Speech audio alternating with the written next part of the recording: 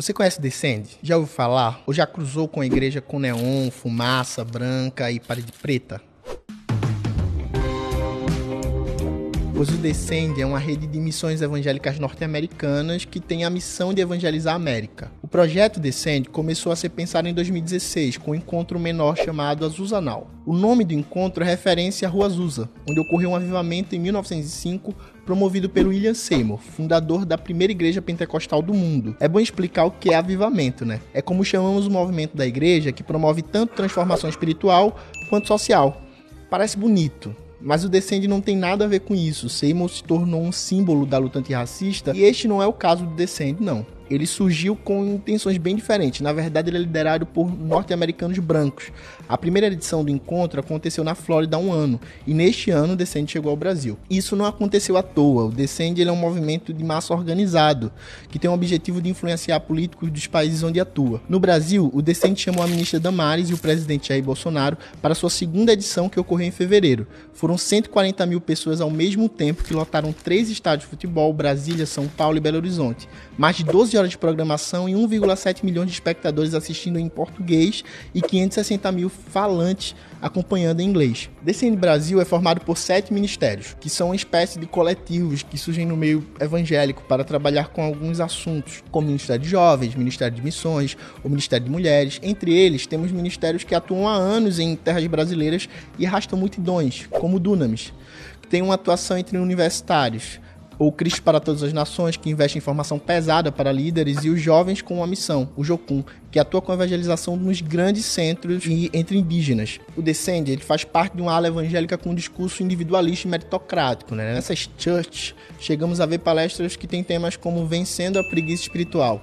Isso revela como se trata de uma religião desconectada da realidade e só preocupada com a alma. A Dunamis, por exemplo, tem como seu maior objetivo trabalhar com universitários. O curioso é que a Dunamis não se manifestou em nenhum momento diante dos ataques às políticas públicas na educação superior que ocorreram nos últimos anos. Mas o Descende tem uma diferença, ele tem um apelo entre os jovens porque misturam cultura pop norte-americana em todas as suas ações. Suas igrejas são chamadas de church e tem um estilo de franquia, sabe? Parede preta, fumaça no ar, louvor worship. Louvor worship são aqueles estilos de canções longos que repetem refrão como mantras. Mas posso afirmar que o Descende é uma das maiores tentativas de catequização na América Latina hoje e que reproduz uma lógica colonialista. Essas missões evangélicas com origem norte-americana que têm como objetivo evangelizar não são novas.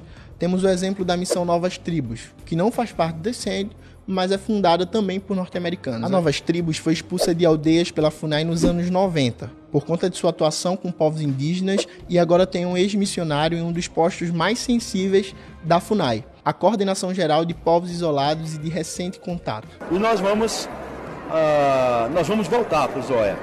Não sei como, mas nós vamos voltar.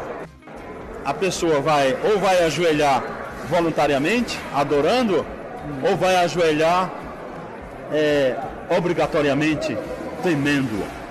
A Jocum, que é um dos principais nomes do Descende Brasil, apesar de ter uma atuação há décadas no país como missão e ser referência para uma parte da juventude, tem também um histórico muito complicado quando se trata de evangelização indígena. A missionária da Jocum, Márcia Suzuki, foi expulsa de uma aldeia indígena entre 2008 e 2009, onde sua missão foi acusada de fazer proselitismo e dividir a comunidade Suruahá, no Amazonas. Um relatório da FUNAI dá conta de que a missão escravizou e permitiu a extração ilegal de sangue dos indígenas, extração de madeira e também houve sequestro de crianças. Então, apesar da estética dessas igrejas ser renovada, com neon, paredes pretas e um elemento pop, sua estratégia é antiga, a de evangelizar o Brasil e direcionar a política à direita. Não se engane com as aparências, as pessoas nas churches também têm um aspecto mais diverso. Tem gente com tatuagem, piercings, roupas descoladas, mas o discurso não tem diferença alguma para os fundamentalistas religiosos. É o mesmo discurso, conservador. É exatamente aí que a ala evangélica fundamentalista e conservadora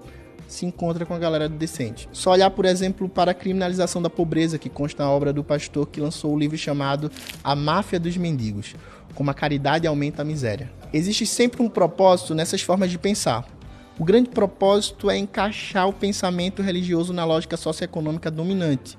Por isso essas igrejas olham para a forma de crescimento ou multiplicação dos seus membros de forma geométrica e seguem a lógica empresarial com metas e objetivos. Essa missão evangélica, com o espírito do mesmo colonizador que dizimou civilizações, encarnou novamente no Descende e se materializa em lideranças que enchem estádios de futebol e que marcham em direção aos povos indígenas. O Descende prometeu para sua juventude um avivamento, mas não existirá avivamento se ainda existir opressão, racismo, injustiça e perseguição aos direitos humanos. Sabe por que eles miram a juventude? Porque a lógica neoliberal por trás dessas igrejas precisa de uma juventude que seja massa de manobra política mesmo, porque ainda não tem muita formação crítica, então eles até aceitam algumas rebeldias, sabe, inovações na estética para continuar com o mesmo discurso que demoniza os movimentos sociais, que persegue jovens que se posicionam na igreja e silencia líderes que pensam diferente. Segundo a última pesquisa do Datafolha, os jovens evangélicos já são maioria em relação aos católicos, e redes como o Descende fazem parte desse resultado. Como nós evangélicos costumamos dizer, é o envio